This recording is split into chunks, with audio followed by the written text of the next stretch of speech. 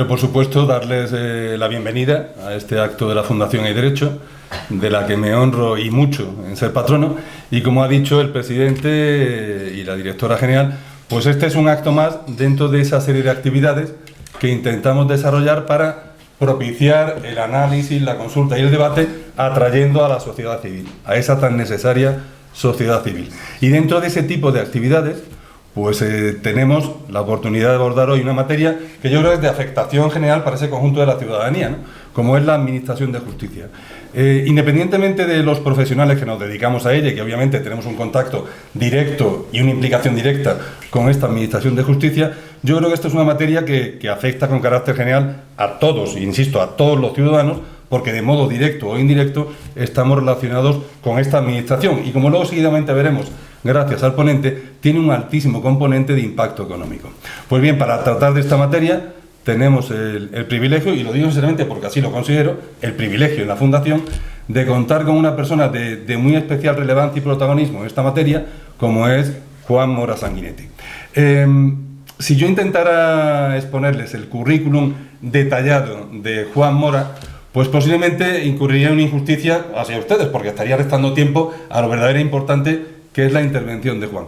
Pero aunque solamente sea por deferencia al ponente, permítame que le diga que Juan es economista del Banco de España y Eurosistema, es abogado y vicepresidente de una asociación de abogacía orientada a las TIC, a las tecnologías de la información, y que es licenciado en Derecho, economista y, algo que me complace especialmente por motivos de doctor por la Universidad Carlos III. Y, fundamentalmente, en lo que nos ocupa, autor de este libro, La factura de la injusticia, Sistema Judicial, Economía y Prosperidad en España.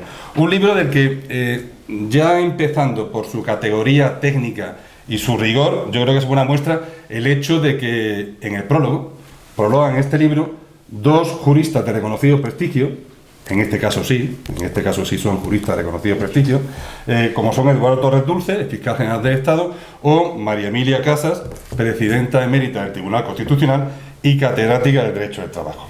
Yo creo que este es un libro que a los integrantes de la Fundación Hay Derecho nos gana desde el primer momento, porque ya en la introducción Juan alude a una frase del poeta Dante Alighieri, el divino de la Divina Comedia, que yo creo que puede operar un poco como leitmotiv de todos los integrantes de la Fundación.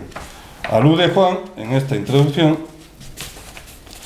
a una frase, como digo, de Dante Alighieri, que dice: la peor parte del infierno estaba reservada para los equidistantes y los indiferentes.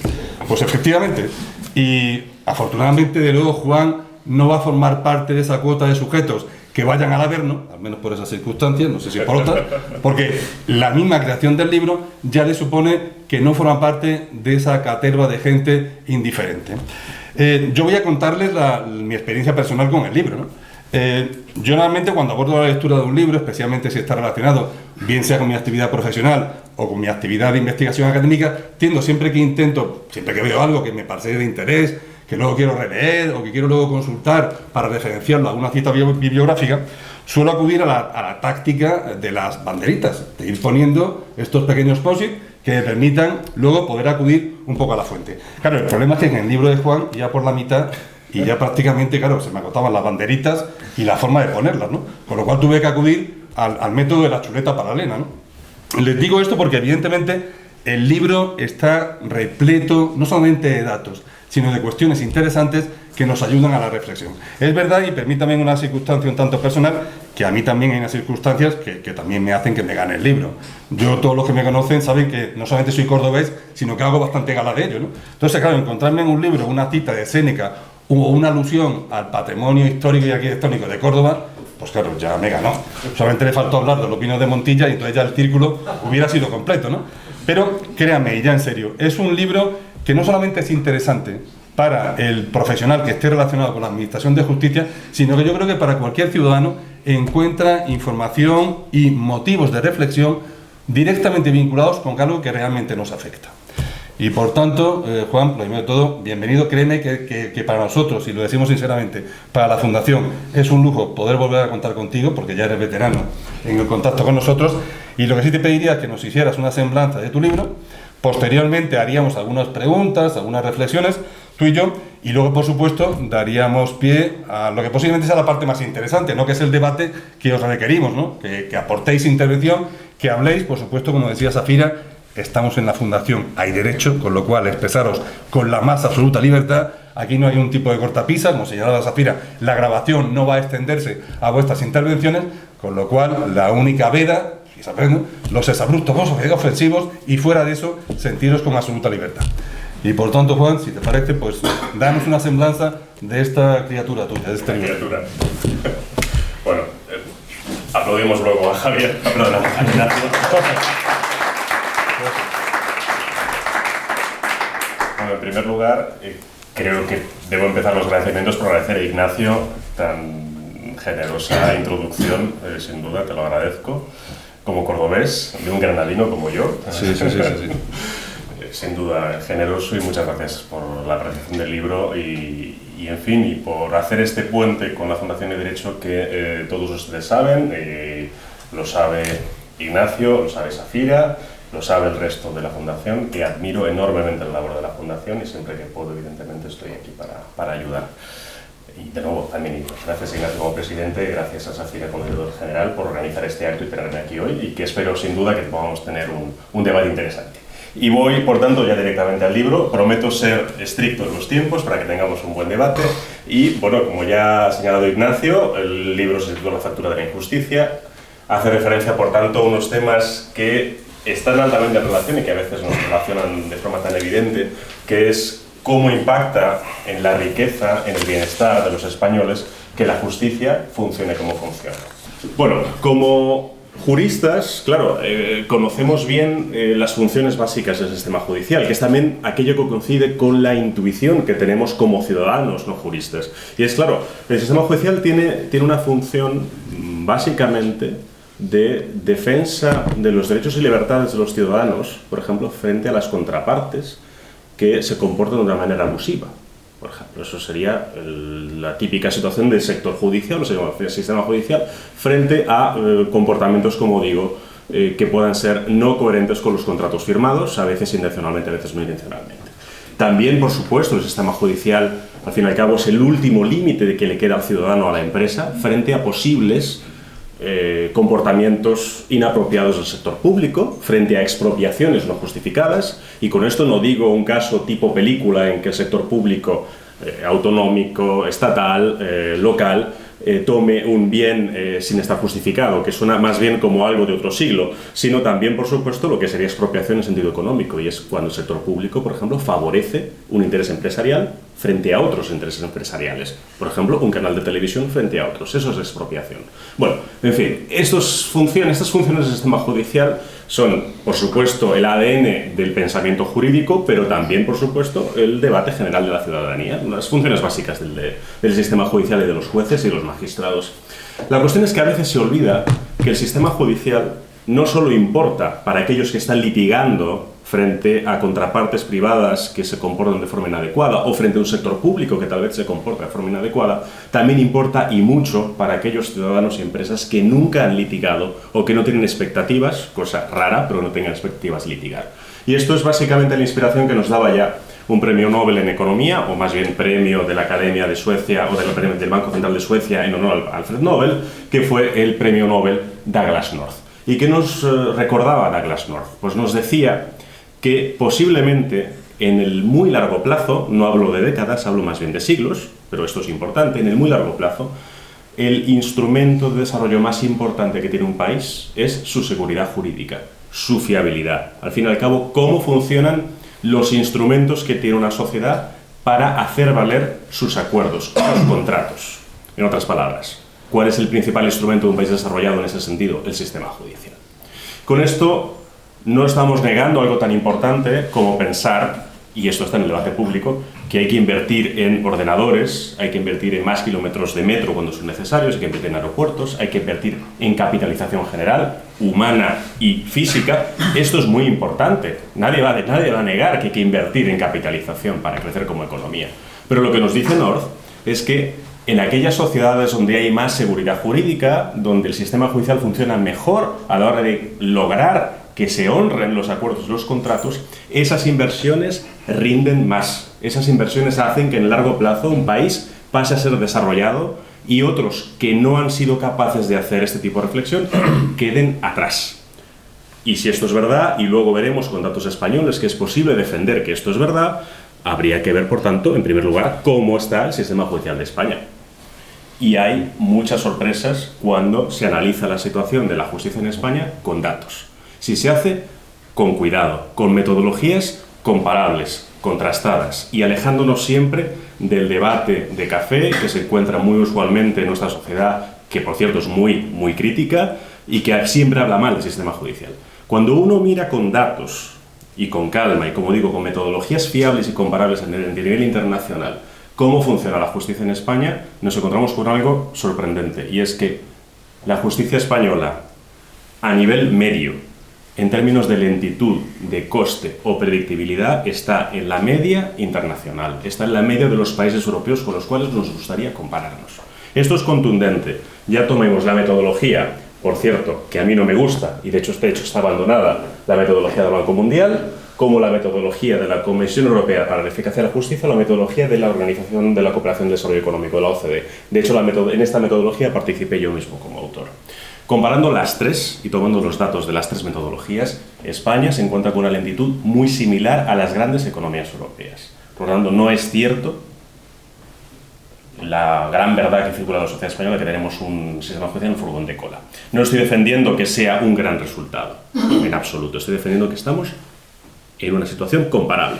Y esa situación comparable se da también en términos de coste de uso de la justicia, es decir, en cuánto dinero pierden, entre comillas, las partes en los enfrentamientos, en pagar a los letrados, en costes posibles de tramitación a lo largo de todo el procedimiento. Ese coste es comparable al resto de países y también lo es la medida más difícil de medir, pero que es posible aproximar, que es la predictibilidad. Por tanto, hay que olvidar la situación a veces en que se habla rápidamente mal del sistema, cuando esto no es verdad y va directamente en contra de nuestra posición, a veces internacional, y lo veremos luego, de posibilidad de atraer, por ejemplo, inversión internacional. Eso sí les digo, eso es una media. No he dicho en absoluto que la media sea una buena media. Yo no he dicho que tengamos que estar contentos. Solo he dicho que es comparable a nivel internacional, que no es cierto hablar mal directamente del sistema judicial español en términos internacionales. No he dicho que sea un gran resultado. Ahora vamos a la parte peor. Como toda media en estadística, esconde divergencias, esconde datos y diferencias entre las partes que uno pueda medir. Y si bien la media está posicionada a nivel internacional de una manera más o menos comparable, España tiene problemas graves internos en su sistema judicial cuando uno compara los datos de una manera un poquito más local. Este gráfico en formato de provincias, con colores, tonos de azul, que tienen aquí a la izquierda, grafica una tasa académicamente defendible, muy usualmente utilizada a nivel internacional, que es la tasa de congestión judicial. En otras palabras, una aproximación del tiempo de resolución. Básicamente, ¿cuántos casos están pendientes de ser resueltos en la pila de trabajo de un juez respecto de aquellos que sí es capaz de liquidar, que sí es capaz de avanzar en el año, por ejemplo, en que estemos midiendo esta medida? El tono del azul indica el nivel de congestión. A más oscuro, mayor congestión. ¿Qué nos dice el gráfico? Y eso es una media simplemente de 2002 a 2016, por tomarlo en largo plazo, pero podemos hacerlo para cualquier momento.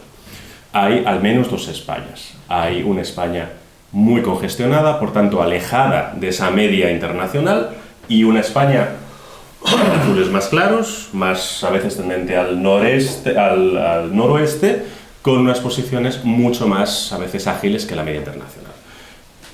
Esto hay que hacerlo muy en reflexión grosso modo, porque hay mucho detrás de este gráfico, hay mucha información, muchos detalles, pero podríamos decir, como digo, muy grosso modo, que en aquellas regiones donde hay más población y más riqueza, el sistema judicial no tiene los recursos suficientes para copar con el trabajo que tiene que realizar. Hablamos, por supuesto, Cataluña, Comunidad Valenciana, Murcia, claramente, Andalucía o Madrid.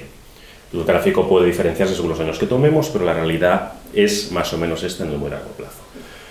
Y además hay otro tema muy importante. Esto es la realidad de diferencias geográficas, pero hay un tema también importante que es la realidad de largo plazo del sistema.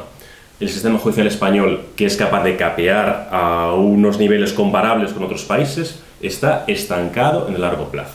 Este gráfico de aquí grafica la evolución de la congestión en un muy largo plazo, desde el inicio básicamente de la década de los 2000 hasta el año 2020.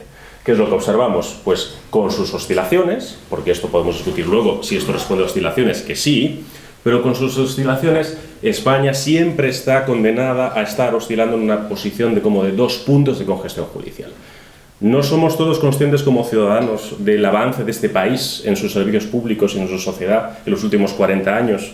Es claramente, objetivamente, un caso muy claro de éxito en la historia del mundo a nivel internacional. ¿Se refleja esto en otros servicios públicos? Sí, sin duda. Hemos visto mejoras en los servicios públicos en los últimos 40 años. ¿Se refleja esto en la justicia? Parece ser que no. Parece ser que siempre estamos oscilando en los mismos niveles de subsistencia. Es decir, no somos capaces de salir de un nivel de 2 puntos de congestión.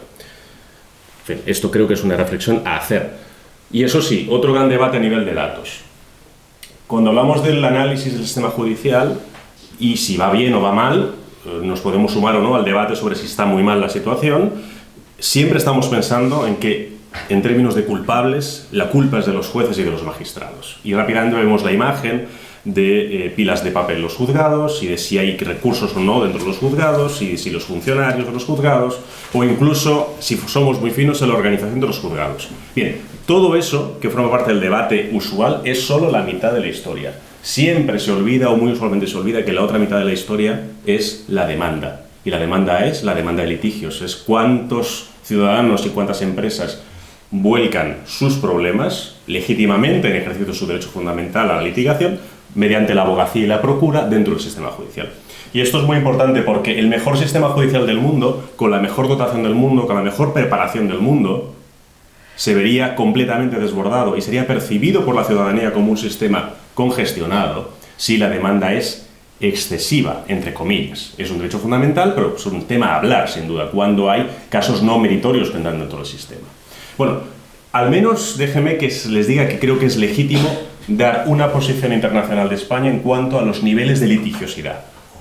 Sin entrar a pensar si esto es bueno o malo, simplemente miramos. Bueno, la OCDE creemos que fue la primera vez que fue una organización que publicó datos comparables, como digo, con mucho cuidado a nivel metodológico, comparando datos que sean medibles y comparando datos oficiales de cada país. Midió los litigios o la litigiosidad que recibían sus órganos judiciales en función de su riqueza y en función de su población. Por supuesto, hay que corregir los datos en función de si el país es más rico o menos rico y si está más poblado o menos poblado. Y de ahí la sorpresa, que España figuraba como el tercer o cuarto país, según la metodología, más litigioso de toda la OCDE. Eso era algo hasta cierto punto sorprendente porque este proyecto, el de la OCDE, básicamente lo pagó Italia. Italia confrontó una situación que sí está peor que la media española y peor que la media internacional porque querían datos para poder enfrentarse al debate. Es decir, sabemos que tenemos un problema, vamos a comprobarlo con datos y vamos a mejorar. Resulta que en este caso de extremos, España salió como salió. Tercer o cuarto país más litigioso de toda la Organización para la Cooperación y el Desarrollo Económico. Este dato es interesante para la reflexión, porque puede sobrepasar al sistema y sabemos que en algunas circunstancias puede ser el caso. Eso sí, tampoco hay que ir al debate fácil sobre entonces la culpa es de los abogados. Y usualmente habrán escuchado la frase de en Madrid hay más abogados que en toda Francia. Seguro que la han oído esta frase. Y yo les digo, en el libro, mirando con datos específicamente, les digo, es verdad, estadísticamente en Madrid hay más abogados que en toda Francia. Pero son frases y afirmaciones que, como el debate sobre si la justicia española está bien o mal, son frases y afirmaciones que están cogidas con pinzas. Porque claro, la frase compara Madrid, que es una región muy poblada y con mucha riqueza, la compara con Francia, que es un país que por su sistema jurídico y el modo en que esté colegias, tiene muy pocos abogados a nivel internacional. Con lo cual, no vale. Si hacemos una comparación mucho más pausada, países con muchos países, pues encontramos que sí, España tiene un poco más que la media de abogados per cápita a nivel internacional, pero no es la exageración que parece que nos da esta frase. No entro en más temas, pero sin duda otra gran parte del libro es hablar sobre la abogacía y los datos de la abogacía. El mercado de la abogacía tiene una distribución, de hecho, muy interesante en España a nivel geográfico. Bueno, pues casi voy ya a la parte final de la presentación en muy pocos minutos que me quedan. Si todo esto es así, y especialmente la transparencia que hablábamos sobre Douglas North, que nos decía, como ya afirmábamos, que la mayor diferencia en desarrollo de los países a largo plazo es precisamente su fiabilidad y, por tanto, un instrumento esencial como es el sistema judicial, habría que ver si esto tiene implicaciones económicas o no para el caso de España. Y les digo ya que sí. Les digo primero una afirmación que es puramente contable y que nos da una visión a veces olvidada de la importancia y del peso que puede tener o llegar a tener el sistema judicial de un país como España. Miren, las empresas del IBEX 35, por tanto no todas las empresas, solo las del IBEX 35, provisionan cada año unos 12.000 millones de euros para posibles litigios. Esto es tanto dinero como el dinero reservado por los presupuestos generales del Estado para todas las infraestructuras. Así que fíjense ustedes la comparación de si esto está o no está en el centro del debate, es decir, la calidad, al fin y al cabo, del Estado de Derecho, versus a la pelea sobre si el AVE llega antes o después a Murcia y Almería, por ejemplo. Bueno, pues fíjense, es decir, estamos hablando de estos calibres anuales, solamente las empresas del IBEX 35. Pero ahora vamos a un tema mucho más analítico. Además de que sea muy importante, y eso hay que ponerlo, por supuesto, en el centro del debate, ¿qué pasa si la justicia es más o menos ágil y funciona más o menos bien en un país, y concretamente en el caso de España? Bueno, les digo una cosa, a nivel analítico, si fuéramos capaces de reducir en un solo punto la congestión judicial de España, estos son datos concretamente trabajados para la jurisdicción civil, concretamente en ejecuciones, Madrid podría ganar directamente 3.400 viviendas más en alquiler. Y en el caso de Barcelona hablamos de 3.100. Estos son tantos estudiantes o tantas viviendas para darles a los estudiantes, por ejemplo, de doctorado de toda la Universidad Autónoma de Madrid. Entonces, en este gran debate a veces en que nos metemos sobre si hay que tomar posiciones más liberales o más intervencionistas en el mercado de alquiler, un debate sin duda rico e interesante, a veces nos olvidamos que a veces, sin ni siquiera entrar en el debate sobre qué solución tomar, y si nos comparamos con Berlín o no, a veces consiste en que dotar de seguridad jurídica al mercado ya directamente libera miles de viviendas en alquiler. Y esto sin entrar en discusiones, como digo, de normativa. Esto creo que es importante. Otro ejemplo más. Si consiguiéramos, en este mapa que veíamos de colores, si consiguiéramos que las provincias más congestionadas replicaran en su práctica judicial, es decir, en sus resultados, aquellas provincias menos congestionadas, y por tanto es algo real, no estoy hablando de comparar a España, vamos a ser directamente Dinamarca. No, eso es una fantasía. No, simplemente digo que Alicante o Granada o Sevilla se parezcan más a las provincias que veíamos menos congestionadas y tal vez menos pobladas del norte, simplemente. ¿Qué conseguiríamos con esto? La estadística, el modelo econométrico, nos dice que seríamos capaces de incrementar entre un 0,6 y un 2,8% el tamaño medio de las empresas de España. Un tamaño de empresa mayor es, en cierto sentido, y haciendo un poco un salto, es más productividad, porque las empresas más grandes son aquellas que también invierten más en investigación y desarrollo. Y les digo más, este ejemplo, digamos, experimento de aunar la práctica judicial de las provincias más rezagadas con aquellas que están más avanzadas en el sentido de estar más airosas a la hora de resolver sus cargas de trabajo, lograría un incremento de la tasa de entrada de emprendedores entre el 5 y el 7%. ¿Qué es esto? Esto es vida real de los españoles, esto es más ideas frescas, más servicios nuevos, más bienes que entran en el mercado, más competencia, capaz de desplazar a empresas que tal vez sean antiguas y que no están capitalizadas al máximo en cuanto a la mejor tecnología, por ejemplo, o que tienen ideas un tanto, pues tal vez que hayan quedado en una generación anterior. Todo esto es resultado simplemente de Estado de Derecho, simplemente es conseguir mejoras en la seguridad jurídica del sistema judicial. Último ejemplo, y ya haremos a la última transparencia. El último análisis que hicimos con Texto Banco de España fue tomar datos, siempre por supuesto respetando la privacidad, datos de 650.000 empresas españolas, de las cuales supimos su posición geográfica, dónde estaban, y de las cuales sabíamos cuál fue su historia de inversión año tras año. Pues bien, comparamos la historia de inversión de 650.000 empresas españolas y su localización con los lugares donde tenían que resolver, por tanto, sus conflictos judiciales. Y por tanto, pudimos cruzar sus historiales de inversión con las congestiones judiciales a las que se enfrentaron en su historia. ¿Cuál es el resultado? Este gráfico solamente grafica 50 puntos, para que se vea, pues no tenemos que graficar 650.000. Pero, ¿qué nos dice el gráfico? En resumen, y los resultados están publicados, que efectivamente en aquellos lugares de España, de forma relativa, donde la congestión judicial ha sido superior en las últimas décadas, ha habido menor inversión. Por tanto, la justicia no es una fantasía de los debates jurídicos, sino que importa para los ciudadanos y a las empresas a la hora de invertir de crear riqueza y, por tanto, también, por supuesto, de crear oportunidades para el país y para, si quieren, la provincia, comunidad autónoma donde estén situadas. Llegado a este punto, también el libro entra en posibles soluciones, en el debate de las soluciones. ¿Para qué? Para tener un sistema judicial que sea capaz de proporcionar un rendimiento al nivel de la riqueza de este país, que es una potencia mundial, por cierto, a nivel comparativo con los demás países.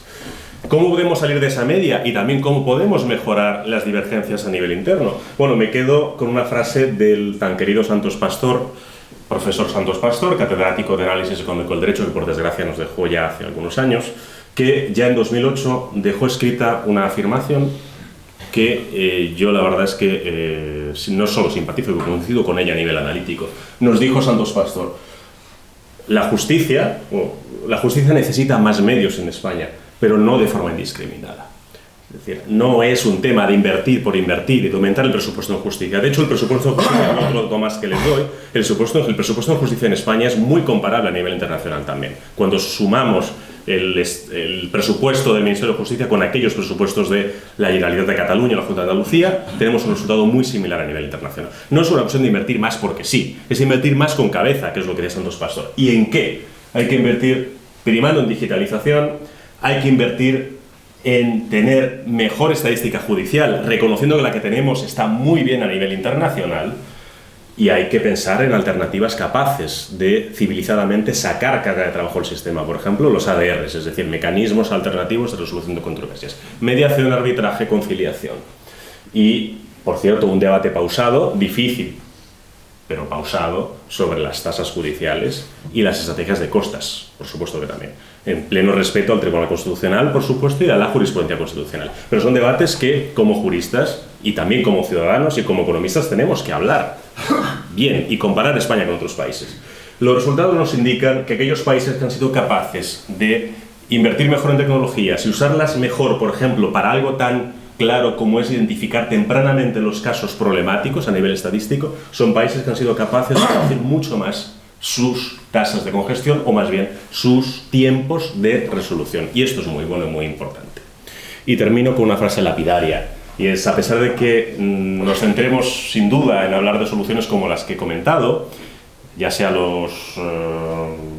las inversiones en tecnificación o en pensar cómo diseñar mecanismos estadísticos para mejorar el trabajo de los órganos judiciales, posiblemente en el muy largo plazo hay que mejorar la base institucional del país, que no es algo ya muy escogible y que no es tal vez cuestión de trabajo nuestro, ni siquiera cuestión de trabajo nuestro y de nuestros hijos, sino de muy largo plazo, y es que hay que invertir en mejorar el capital social, mejorar la confianza de los ciudadanos entre ellos, y esto tal vez podría ayudar a los ADRs. Es básicamente, posiblemente, mejorar e invertir en educación.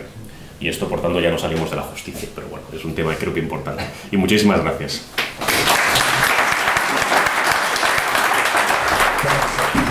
Vamos a empezar un poquito ya entrando en materia, intentando poner no un aprieto al ponente, pero sí planteando temas un poco intensos, propios de debate. Juan, es verdad que, como ha dicho Juan, si vemos la estadística a nivel macro, nunca mejor dicho, podríamos asistir a una especie de estadística anestésica, ¿no? Porque, en palabras que emplea el mismo Juan, anestésica o de efecto placebo, ¿no? Yo me encuentro con 272 días de promedio en la resolución de un conflicto de carácter civil y, bueno, digo, estoy equiparable con los ordenamientos jurídicos homogéneos, tranquilo. Pasa que luego, cuando ya proyectas el zoom, como dice Juan, pues ya te das cuenta que eso en realidad la estadística es engañosa. Porque luego, cuando desciendes a nivel de comunidades autónomas, te encuentras, por ejemplo, con que ante el mismo litigio, en Navarra nos situamos en 164 días y en Murcia nos encontramos, para el mismo litigio, 464. Y es verdad que, más allá de los elementos objetivos que señala Juan, índice de población, PIB, nivel de actividad económica, hay causas que no se explican. No hay, porque ya luego, si descendemos a nivel provincial, las diferencias son exponenciales, ¿no? Entonces, al margen de esos elementos objetivos, yo creo, como dice Juan, que hay un elemento de inversión del presupuesto, no tanto como invertir, sino cómo invertir. Y claro, aquí el problema es que empiezas a acumular circunstancias por diferenciar entre grupos, unas relativas al aspecto de administración institucional, otra de los agentes internos, como serían los jueces, y otra, por así decirlo, los agentes externos. En cuanto a la administración institucional, tú te vas repasando tu libro y vas viendo como el papel que juegan las comunidades autónomas al final es vital. No solamente en cuanto a inversión de presupuesto, sino que hay hasta 10 sistemas diferentes de gestión procesal. 10 sistemas en nuestro país. Pero es que no solamente eso, hay hasta 4 sistemas de notificación telemática. Es que junto al sistema de notificación telemática del SNET nos encontramos con uno en Cantabria, otro en el País Vasco, otro en Cataluña. Nos encontramos también con que dentro de esa producción masiva de legislación, Juan señala un dato en su libro que para mí es terrorífico. En el año 2020 se crearon en España 12.250 nuevas normas. Repito, 12.250 nuevas normas. Con un problema añadido, y es que la mayor parte de esa, y permitidme la expresión un tanto escatológica, de esa diarrea legislativa, provenía de las comunidades autónomas. Entonces, sumando todo eso y viendo los ejemplos de tu libro, vamos a entrar en faena, Juan. Vamos a entrar en faena.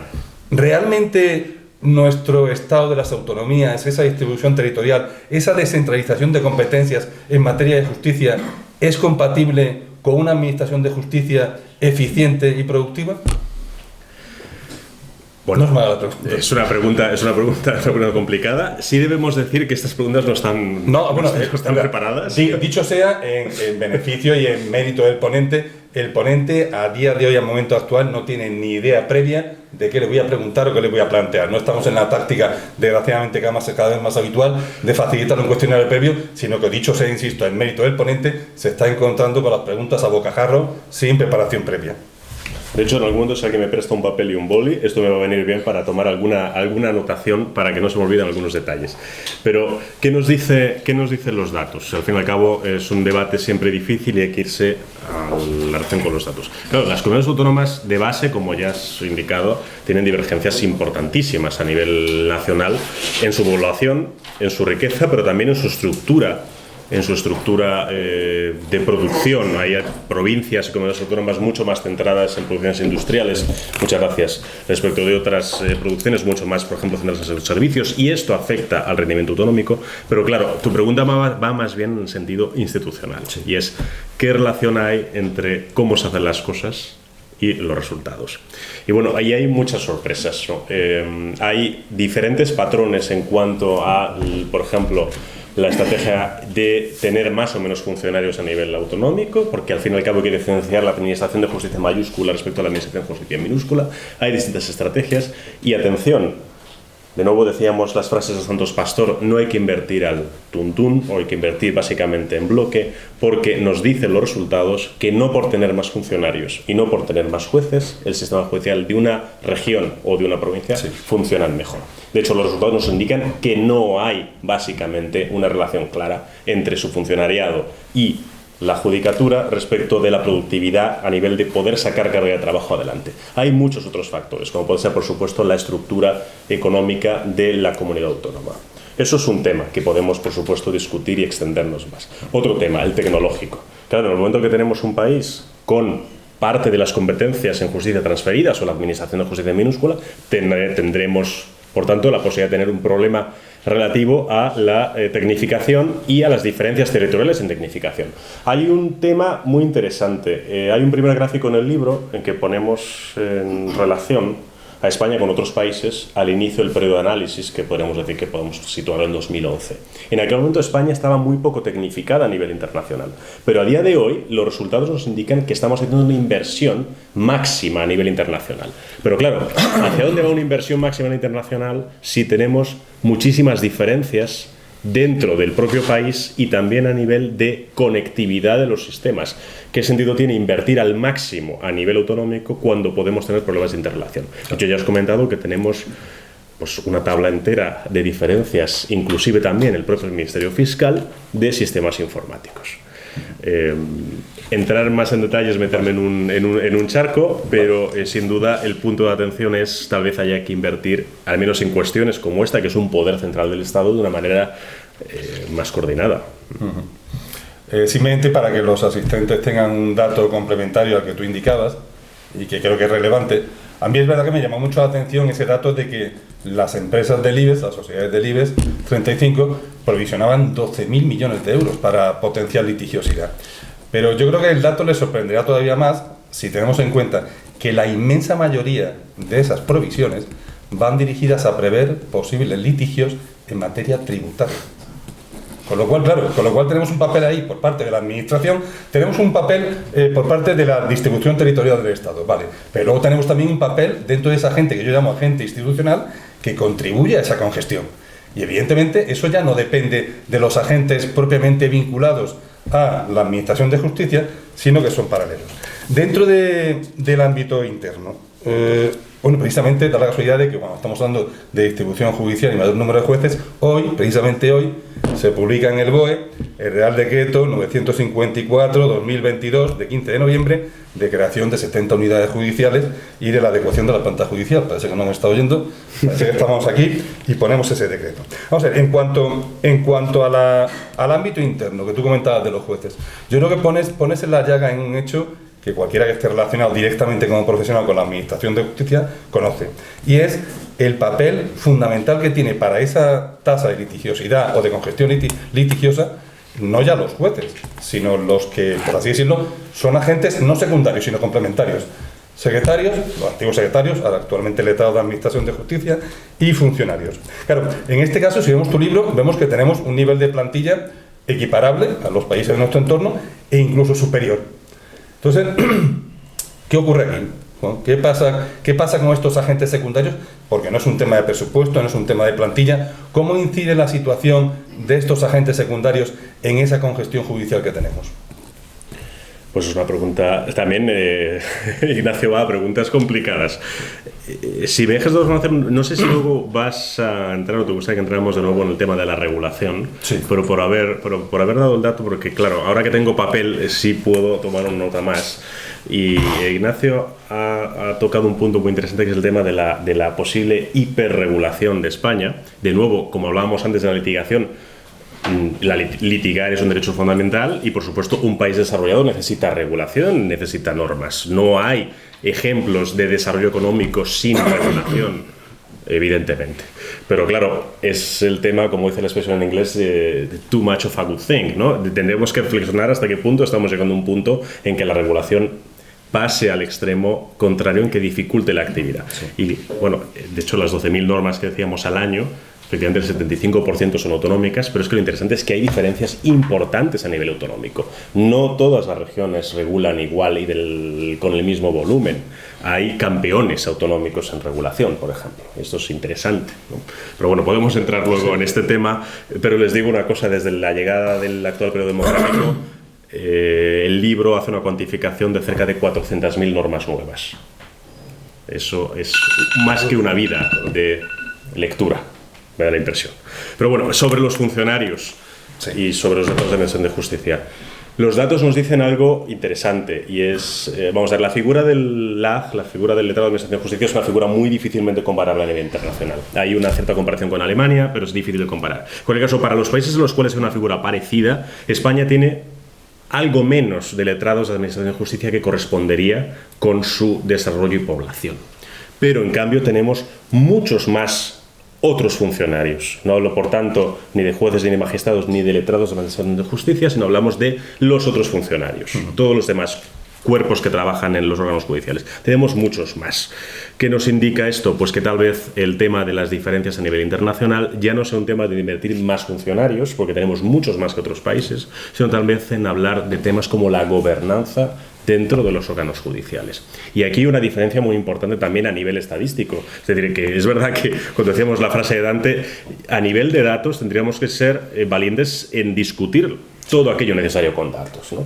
¿Y qué nos dice? Pues que si distribuimos los países por métodos de gobernanza entre los juzgados, España forma parte del grupo de países en los cuales los jueces y magistrados tienen menos poder de gestión dentro de los juzgados. En otras palabras, los jueces y magistrados españoles no gobiernan realmente los órganos judiciales. En otros países, sí. Luego es verdad que yo hablo muy usualmente con jueces y magistrados y me dicen, es que no lo quiero, es que no quiero más funciones, yo quiero juzgar, quiero tener mi función realmente como emisor de un mensaje jurídico. De acuerdo, pero es que a nivel estadístico nos dice que es beneficioso que, además de tener la función de, por supuesto, juzgar, gestionen más. Bueno, no quiero entrar en más detalle, pero... Otro tema que también tocas en tu libro, y a ver, yendo más allá de la verdad de perogrullo, la tecnificación, pues nos ha jodido, la tecnificación es buena en sí mismo para todo, para cualquier sector, para cualquier ámbito de productividad, pero ¿tú crees que realmente en el concreto, especialmente en el concreto ámbito de la administración de justicia, la tecnificación, que insisto que es buena con carácter general, es especialmente relevante? O sea, ¿es algo realmente diferenciador como valor añadido de cara a esa administración de justicia, hasta el punto de volcar básicamente la inversión en ese tema? De nuevo, un tema rico en detalles que igual luego vamos a tocar en otro... yo no sé qué me va a preguntar, pero veo ahí una chuleta con algunos temas. Pero bueno, o sea, la tecnificación es buena en tanto que unida con la posibilidad de generar mejores datos estadísticos nos permite desarrollar en la Administración de Justicia mejores técnicas de gestión. Y un ejemplo concreto es el de la última transparencia, que es que en aquellos países que han sido capaces de identificar tempranamente los casos más problemáticos, esto solo se puede hacer con buenos datos y con tecnificación, son países que han reducido más los términos de resolución, es decir, básicamente los días necesarios para resolver un conflicto determinado. Eso sí, ¿hasta qué punto tenemos que seguir por ese camino? Bueno, a mí en alguna ocasión se me ha preguntado mi opinión, poco medible, pero opinión personal, sobre si la inteligencia artificial puede llegar a sustituir mayormente una función como la de un juez o un magistrado. Mi opinión personal es que no. Como en el caso de un médico o de un psicólogo. Creo que son profesiones que no son sustituibles por máquinas. Pero cosas que me digan ustedes, bueno, y los casos de 5 euros en los cuales hay un título, en fin, bueno, pero claro, es que ya hablamos ya no de la capacidad de resolución y de la certeza, sino de la importancia. Se mezclan muchas cosas.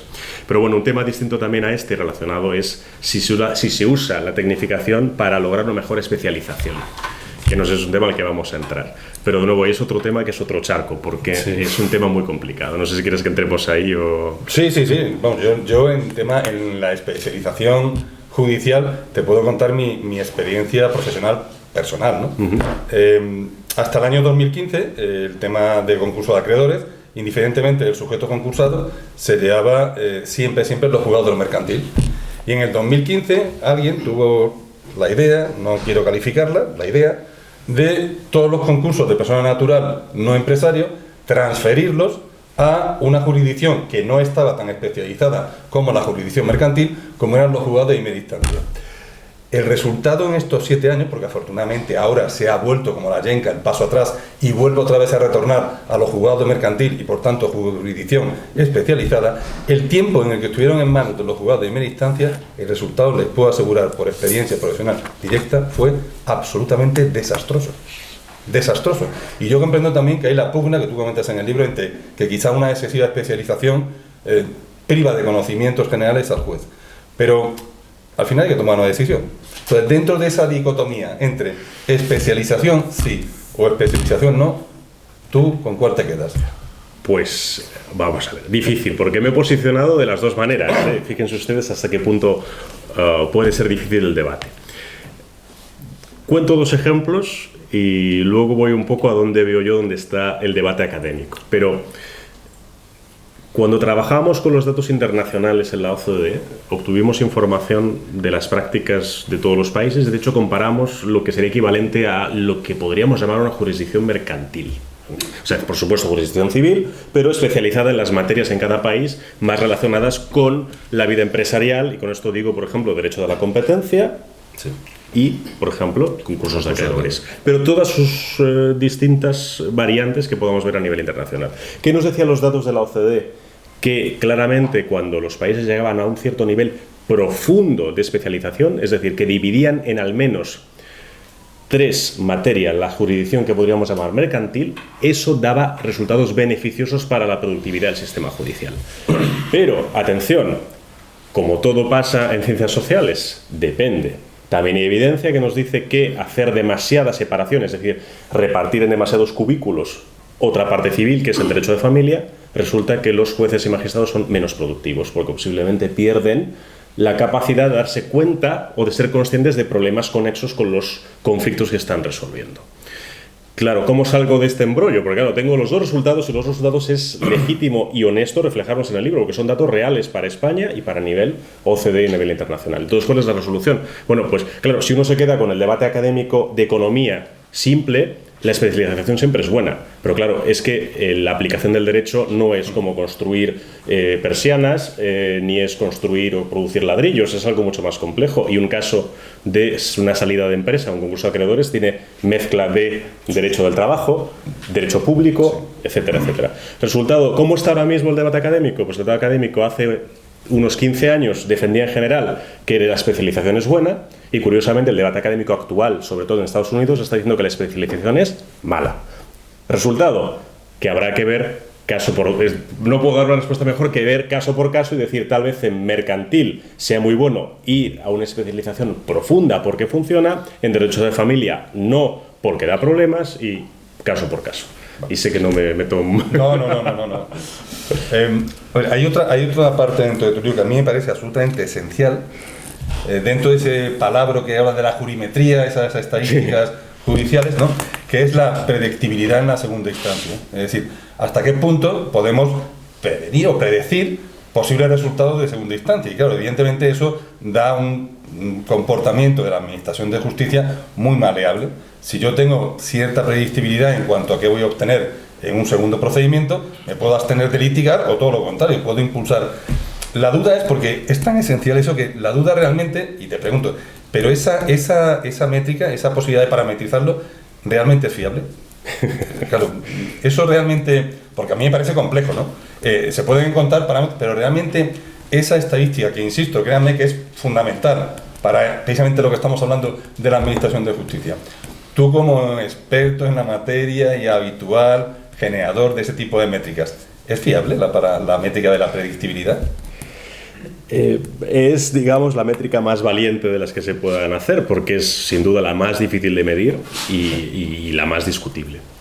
Pero claro, por completitud, cuando uno analiza un sistema judicial, claro, hay que, digamos, pensar en qué maneras la ciudadanía podría juzgar y analizar su sistema judicial. Y hay muchas maneras. También una manera es observar la independencia judicial. Pero las formas más cuantificables y más objetivas son las que, por tanto, dependen de datos. Y podemos medir datos de lentitud, que es sin duda la medida reina de comparación a nivel internacional, el coste, o intentar, de alguna manera, medir la predictibilidad. ¿Y cómo se hace eso? Bueno, pues de por sí, imposible. Pero algunos académicos pensaron la siguiente reflexión, y es, bueno, ¿cuántas veces cabe pensar que las resoluciones de la primera instancia son revocadas o cambiadas, digamos, en segunda instancia?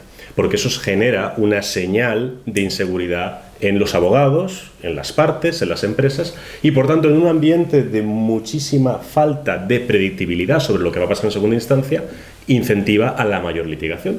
Es decir, si es una ruleta rusa, digamos, yo juego, si sé siempre que va a salir negro en la primera instancia, en la segunda instancia, y litigar es caro, yo no voy a segunda instancia. ¿Para qué? ¿Para que perder mi dinero si he perdido? ¿Para que vuelvan a decirme lo mismo? No voy, con alta probabilidad. Bueno, pues esta cuestión es que es lo que se ha intentado con datos hacer en el libro, que es a nivel internacional comparar la predictibilidad en función de la revocabilidad de las sentencias en primera y segunda instancia, país por país. Pero no es tan fácil como eso, porque no vale en comparar el caso de España comparar Reino Unido con España. ¿Por qué? Porque claro, si Reino Unido, que siempre nos hacen este tipo de estrategias, nos muestra notas, en mi país es muy predecible, porque es decir, es que de hecho es que no hay revocación porque no suben los casos a segunda instancia o a instancias superiores. Hombre, claro, si tienes un sistema jurídico donde está prohibido, o básicamente las limitaciones para poder por tener la posibilidad de revocar una sentencia son mucho más limitadas que en España, evidentemente tu país luce mucho más predecible que el español. Pero si uno mira los datos con cuidado y corrige metodológicamente país a país, resulta que España no es cierto que esté peor, está en la media comparable con otros países. De hecho, les digo una cosa, el famoso caso del Reino Unido, en términos, por ejemplo, de lentitud, es un país que es mucho más lento que España, con datos del Reino Unido, comparados con datos de España. No datos de percepción, no datos de lo que yo creo, no datos de que yo le pregunte a un abogado su opinión. No, datos medibles de cuánto tardan los casos en resolverse. Hay muchas sorpresas en ese sentido. Y esto entra en el tema de, por tanto, la necesaria publicidad de las sentencias, pero cuando tenemos publicidad de las sentencias y una educación jurídica y judicial, lo que observamos es que también mejora la predictibilidad del sistema, porque podemos prever con mayor probabilidad qué es lo que pasa en siguientes instancias. Vale, tema ya de agentes externos, el papel de los abogados, y vamos a hablar de pasta, que es lo que nos interesa, honorarios de los abogados. Vamos a ver, es verdad que yo creo, por otra parte, que primero tendríamos que hacer una labor general de pedagogía un poco hacia el público en general, porque tú que eres bastante cinéfilo y lo demuestras en el libro. Yo creo que hay una especie de simbiosis ficticia entre las películas americanas y nuestro procedimiento judicial, y eso nos afecta también a los abogados. Tú haces alusión al sistema de los contingency fees de los Estados Unidos, en la que el abogado, el despacho de abogados, llega a asumir incluso ni más ni menos que todo el coste del procedimiento. De ahí lo que vemos en las películas, que el despacho, el bufete, se lo piensa 2 veces antes de entrar en un procedimiento, sabiendo que va a asumir el coste. A ver, en corte por derecho, partidario de incentivar esos pactos de contingencia, partidario de incluso llegar a prohibirlos, como intentó hacer el Colegio de Alcalá de Henares y se encontró con la torta de la Comisión Nacional de los Mercados de la Competencia. Venga, a ver si ¿incentivamos ese tipo de pactos o decimos, puede incluso aumentar la litigiosidad por el interés que matiste? Pues es una pregunta muy complicada, porque me encuentro con la circunstancia, evidentemente, de la posición, por ejemplo, de lo que son, en general, a nivel internacional, las visiones de las comisiones nacionales de la competencia, comisiones nacionales de los mercados y de la competencia, como en el caso de España, la posición, por tanto, en este caso, a favor de que existan los pactos de quota litis, evidentemente que puedas pactar este tipo de acuerdo con tu abogado. Tenemos la posición, en cambio, usualmente tradicional de los despachos de abogados y de la profesión jurídica en general, en que estaban en contra, y de hecho siguen estando en contra a nivel de deontología, de este tipo de pactos. ¿Cuál es la posición que veo yo? Pues, por desgracia, lo que nos dicen los datos a nivel internacional es que hay que ir práctica a práctica a nivel país. No puedo dar una resolución clara al respecto. Lo siento. No. Seguimos con los abogados, que son pieza un poco... Porque tú hablas también en la importancia, y eso yo creo que coincidiremos todos, la importancia de la formación de todos los agentes que intervienen directa o indirectamente en la administración de justicia, interna o externamente. ¿Te parece suficiente o adecuada la formación que se requiere para a todo esto, un pequeño inciso, para desmontar algún tipo de bulo, mito, leyenda urbana? Que sepan ustedes, de una facultad de Derecho no sale ni un solo abogado, ni uno. No sale ni un abogado. Para poder ser abogado se requiere esa carrera de Derecho, se requiere un máster habilitante, se requieren 2 años de práctica y se requiere superar un examen oficial. Lo digo para desmontar algún tipo de bulos. De la facultad no sale ni un solo abogado. Dejando eso aparte, ¿qué crees que habría que aportar a esa formación, que ya tiene ese detalle, de cara precisamente a mejorar esa productividad? Desde una óptica puramente económica o economicista, ¿dónde crees que realmente hay que poner el acento a la hora de mejorar la formación de esos abogados? ¿Formación de los abogados o también de personal judicial, funcionarios? Bueno, pues empezando tal vez por la parte que no es fácil, pero hay camino sobre hombros de gigantes. De hecho, recuerdo un acto anterior de la Fundación Hay Derecho, donde tuvimos la presencia de Francisco Gutiérrez, magistrado en Sevilla, que de hecho es una de las personas también muy interesadas en el análisis económico de la justicia, el análisis de los datos, y ha sido muy minucioso a la hora de trabajar con los datos, por ejemplo, presupuestarios. ¿Y qué nos decía Francisco Gutiérrez? Y yo estoy de acuerdo con él, y de hecho salió en el debate que estaba Elisa en aquel momento con él. Pues Francisco, él defendía, por ejemplo, que a los jueces españoles les falta algo más de formación cuantitativa y formación, por tanto, en el análisis de datos y en el análisis económico. ¿Por qué? Porque cada vez hay más materias económicas mezcladas con las jurídicas. No solo claramente en el derecho a la competencia, pero también, por ejemplo, en algo tan importante como la salida de empresas. Sí. Es, por tanto, las bancarrotas, es decir, el derecho concursal, hablando propiamente, es un derecho, sin duda, de alta carga jurídica, pero también de un análisis en que entra análisis contable, por ejemplo. Entonces, bueno, pues en ese sentido, posiblemente, desde luego, caminando sobre hombros de jueces y magistrados, estoy de acuerdo con ellos en que el ámbito de interrelación entre derecho y economía es riquísimo y tremendamente fértil si se usa con cuidado, tanto para juristas como para economistas. En ese sentido, por tanto, puede ser una de las ramas por las cuales podemos no mejorar, porque creo que la formación de los jueces y magistrados es excepcional, pero complementar sus capacidades, ¿no? Luego, en el tema de los estudiantes de Derecho y su prognosis hacia la práctica judicial, Claro, de nuevo es una pregunta, me haces preguntas muy difíciles, ¿no? Claro, cabe hablar de dos temas distintos. La práctica internacional en muchos sistemas comparados efectivamente es que existe un sistema de habilitación. En ese sentido, España lo único que ha hecho ha sido asemejarse a, de hecho, una demanda europea porque tengamos un sistema de habilitación. En ese sentido, nos parecemos ahora más a los demás sistemas europeos, pero también al norteamericano. Bien, dicho eso, ¿cuál es la práctica en general? Pues bueno, en general todos conocemos también la crítica de que el máster de acceso a la abogacía se parece demasiado a la carrera, es poco práctico, por tanto hay que añadir más práctica. Yo aprecio sin duda que los abogados actuales estudien algo de deontología, cosa que los antiguos no hemos estudiado. Y que se aprende con la práctica, pero está bien que tener ese tipo de recomendaciones de inicio. Y añado un tema más, por no extenderme, por un tema que creo que también hay que discutir, y es hasta qué punto, y creo que eso es importante, estas barreras de entrada son barreras de entrada que criban lo bueno de lo malo, en el buen sentido, es decir, los abogados más capaces, pero tendremos que tener cuidado si no están cribando también por recursos económicos. Y esto creo que es importante, porque el sistema anterior, sin habilitación, podía ser tal vez, entre comillas, extremadamente salvaje, pero no diferenciaba por recursos económicos, y ahora mismo tal vez hay personas válidas que pueden tener problemas para tener un tracto exitoso en cuanto a aguantar varios años cobrando poco o nada hasta llegar a ejercer la abogacía.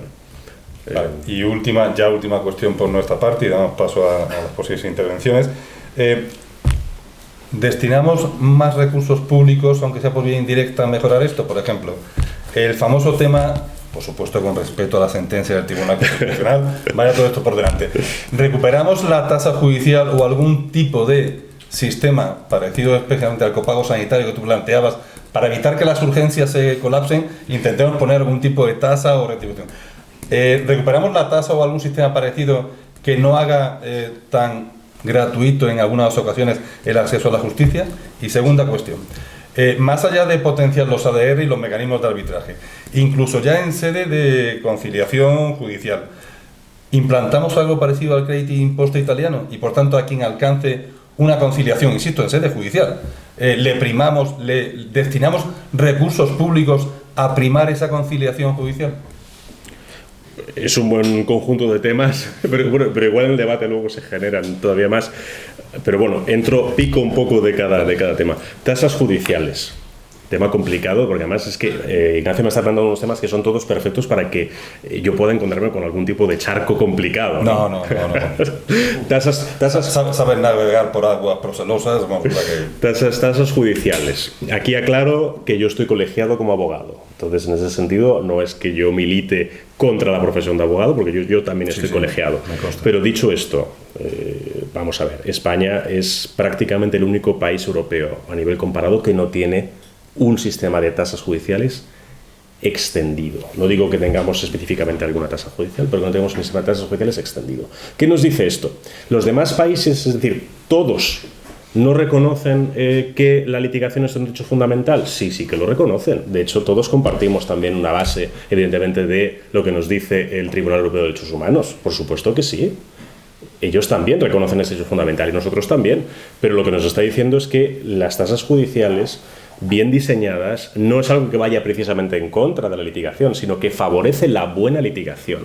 ¿En qué sentido buena litigación? Todos somos conscientes también que un sistema judicial, que tal vez sea el nuestro, cuando encontramos que somos el tercer o cuarto país más litigioso del mundo, o concretamente, de la OCDE, de los países desarrollados, tal vez sea un país que está llevando muchos casos que hasta cierto punto sean, entre comillas, superfluos, y que desplazan la litigación de muchos otros casos que quedan apilados en esas pilas de trabajo muy atrás y que tardan mucho en tener una resolución judicial.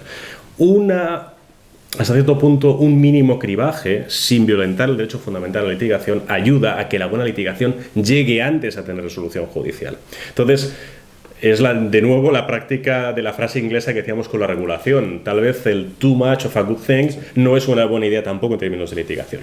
Por supuesto, siempre respetando la jurisprudencia del Tribunal Constitucional, que nos decía pues que el sistema de tasas no podía ser el sistema que tuvimos considerado del todo válido porque no tenía muy en cuenta pues las diferencias en recursos, las políticas de justicia gratuita y demás, pero no nos estaba diciendo el Tribunal Constitucional que tener tasas judiciales sea inconstitucional, nos estaba pidiendo que rediseñáramos el sistema, como por cierto para otros grandes debates que hemos tenido en España, como las leyes de armonización, por ejemplo, ¿no? En fin, que eso es otro tema, ¿no?